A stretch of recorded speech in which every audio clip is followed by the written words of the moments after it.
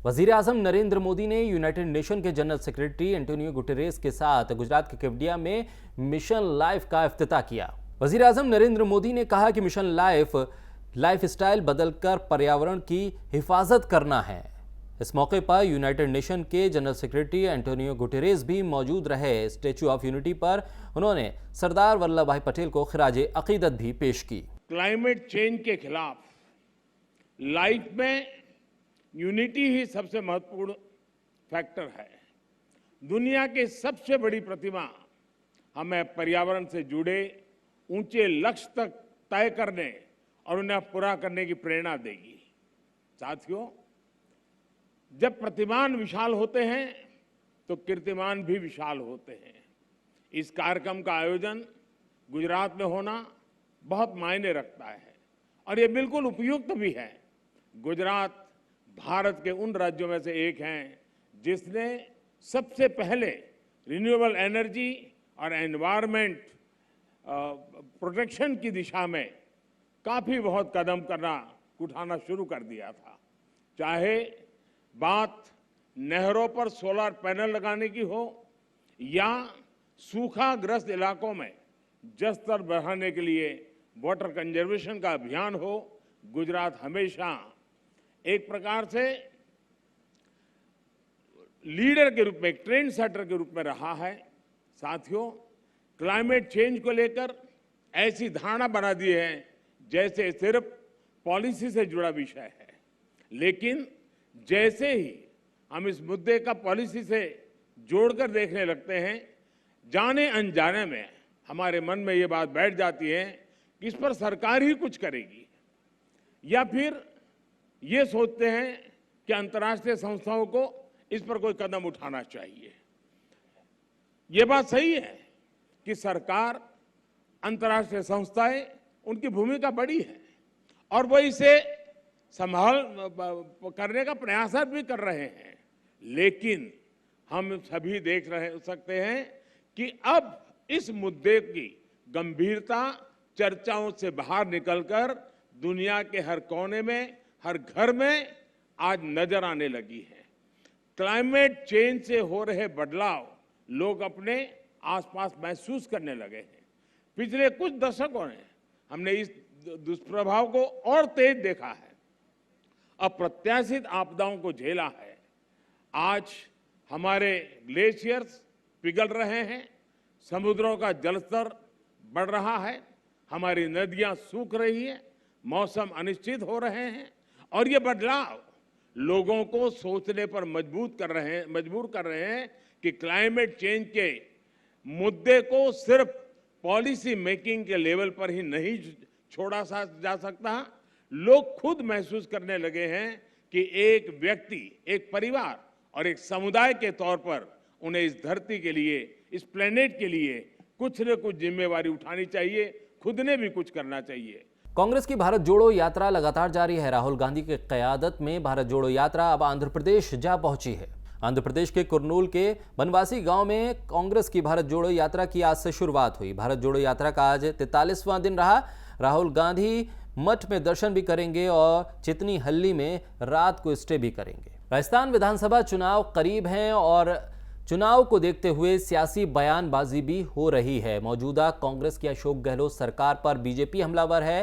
BJP के सांसद राजवर्धन सिंह राठौर ने मौजूदा सरकार पर भी हमला बोला और कानून व्यवस्था के सवाल पर भी कई सवाल दागे। क्या कुछ उन्होंने कहा, आपको सुनवाते हैं। राजस्थान के भारतीय जनता पार्टी के हेडक्वार्टर में बैठकर यह आपको कह सकता हूं कि आपके माध्यम से संदेश दे दीजिए सभी डकैतों को, गुंडों को, उन्मादियों को कि वो अभी भी संभल जाएं। भारतीय जनता पार्टी की सरकार जैसे ही आएगी इसका पूरा हिसाब लिया जाएगा, उनको छोड़ा नहीं जाएगा किसी को भी।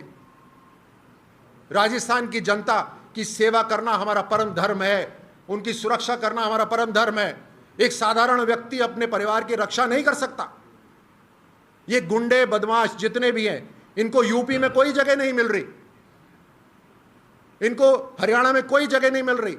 वहां पर इनके ऊपर इनकाउंटर हो रहे हैं, इनको पकड़ा जा रहा है, कानून इनके ऊपर थोपा जा रहा है। लेकिन अखबार के अंदर मैंने पढ़ा कि आरामगाह बन गया है गुंडों के लिए राजस्थान, तो सारे भाग भाग के राजस्थान आ रहे हैं। उनको पता है राजस्थान के अंदर कोई कानून नहीं है, कोई व्यवस्था नहीं है, यहां पर मुख्यमंत्री के पास समय ही नहीं है और पुलिस मुख्यमंत्री के पास लगी हुई है, अपने अलग चीजों पे लगी हुई है। तो पता है उनको कि ये यहां पर जो करना चाहे गुंडे बदमाश सब कर सकते हैं। इसीलिए उत्तर प्रदेश और हरियाणा से शायद भाग भाग के इधर आ रहे हैं, लेकिन उनके ऊपर एक्शन होना चाहिए और होगा। जैसे ही एक जिम्मेदार सरकार यहां पर आएगी, इन सभी के ऊपर एक्शन होगा। लेकिन दुख होता है आज हम दिवाली बना रहे हैं, हमारे उत्सव बना रहे हैं, उसी के साथ साथ ऐसी सब खबरें भी साथ साथ पढ़ रहे हैं। आपके माध्यम से मैं यही कहना चाहूंगा कि राजस्थान की जनता पिस रही है, लेकिन राजस्थान के अंदर जो अभी सरकार है उसको चूं भर भी कोई चिंता नहीं है जनता की। और हम आगाह करते हैं उन सभी को जो इसके लिए जिम्मेदार है। जनता भी हिसाब लेगी और भारतीय जनता पार्टी भी पूरा हिसाब लेगी जनता के लिए। आरएसएस की बैठक प्रयागराज में इख्तिताम पजीर हुई। इस बैठक में पॉपुलेशन को लेकर गहन चिंतन भी हुआ, तबादला ख्याल हुआ और पॉपुलेशन को लेकर सरकार से कानून लाने की भी गुजारिश की गई है। इस पूरे मौके को लेकर आरएसएस की तरफ से पॉपुलेशन कंट्रोल को लेकर कई सवाल खड़े किए गए हैं। इस मामले को लेकर मुस्लिम उलमाओं ने भी अपनी राय सामने रखी है। क्या कुछ कहा, आपको सुनवाते हैं। पॉपुलेशन से रिलेटेड जो बयान आया है उससे हम लोग बिल्कुल भी मुत्तफिक नहीं हैं, क्योंकि वो कहीं से भी फैक्ट्स एंड फिगर्स से मैच नहीं खा रहा है। क्योंकि आप सबको मालूम है कि जो सेंसस रिपोर्ट है उसके अकॉर्डिंगली मुसलमानों की पॉपुलेशन नेशनल लेवल पर अराउंड 14.7% है, जबकि मेजॉरिटी कम्युनिटी की 80% है। तो दोनों की पॉपुलेशन में कोई भी कंपैरिजन नहीं हो सकता है और हजारों साल गुजरने के बावजूद के बाद भी दोनों कम्युनिटीज की पॉपुलेशन बराबर नहीं हो सकती है।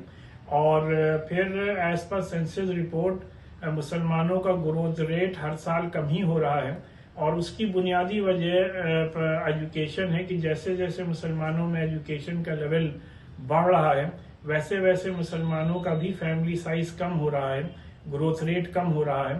इस वजह से एक बात ऐसी की जानी चाहिए जो कि जिसका कि कोई बेस हो, जो कि हकीकत पर मबनी हो, और तरह तरह इस तरीके की बातें करके लोगों के जहनों में कंफ्यूजन पैदा नहीं करना चाहिए। देखिए, बड़े अफसोस की बात है कि हमारे मुल्क में जहां बहस शिक्षा पर होनी चाहिए, तालीम पर होनी चाहिए, रोज़गार पर होनी चाहिए, बढ़ते भ्रष्टाचार पर होनी चाहिए, महिलाओं के साथ बलात्कार की रोकथाम के लिए होनी चाहिए, वहाँ पर आज भी बहस हिंदू और मुसलमानों की आबादी पर हो रही है। जबकि ये बात सबको पता है कि हमारे मुल्क में बहुसंख्यक आबादी हमारे हिंदू भाइयों की है और मुसलमानों की आबादी 2011 के सेंसेक्स के एतबार से मुसलसल घट रही है। उसके बावजूद भी कहीं ना कहीं दो कम्युनिटीज़ के दरमियान तफरीक पैदा करने के लिए और मुद्दे से उनके जहनों को डाइवर्ट करने के लिए इस तरीक़े की बहसें और इस तरीक़े की जनसभाएं की जा रही हैं, जिनका ना तो कोई मकसद है और जिनकी ना तो कोई हकीकत है। इसलिए जो बुनियादी मुद्दे हैं अगर उन पर बहस की जाए तो यकीनी तौर पर उससे मुल्क का भी भला होगा और हमारे देश को कहीं ना कहीं तरक्की के राहों पर आगे ले जाने से कोई ताकत रोक भी नहीं सकती है। भारत में बढ़ती हुई जनसंख्या को लेके जो कानून बनाने की बात हो रही है, ठीक है, कानून बनना चाहिए, मगर भारत के प्रधानमंत्री जी ने सबके विश्वास की बात की है, सबको विश्वास में लेके चलने की बात की है। हमें दो नज़रिया नहीं रखना चाहिए, एक नज़रिया हिंदुओं के लिए, एक नज़रिया मुसलमानों के लिए। हम हिंदू को अलग निगाह से देखें, मुसलमान को अलग निगाह से देखें, नहीं, हमको दो नज़रिया बिल्कुल नहीं रखना चाहिए। अगर हिंदुओं की आबादी घट रही है और मुसलमानों की बढ़ रही है तो उसकी वजह क्या है? तालीम बुलंद कीजिए, तालीमी मेयार बुलंद कीजिए। जब तक के कौमों के अंदर, कम्युनिटीज़ के अंदर, सेक्ट्स के अंदर एजुकेशन नहीं होगी, तब तक के वो इस तरीके की आबादी और जनसंख्या को कोई नहीं रोक सकता है। लिहाजा उसके लिए स्कूल खुले, कॉलेजेस खुले, यूनिवर्सिटीज़ खुले और उसके लिए पूरी जैसे घर घर कैंपेन चलती है, जैसे पोलियो को लेके चली, इस तरीके से घर घर एजुकेशन को लेके कैंपेन चलना चाहिए।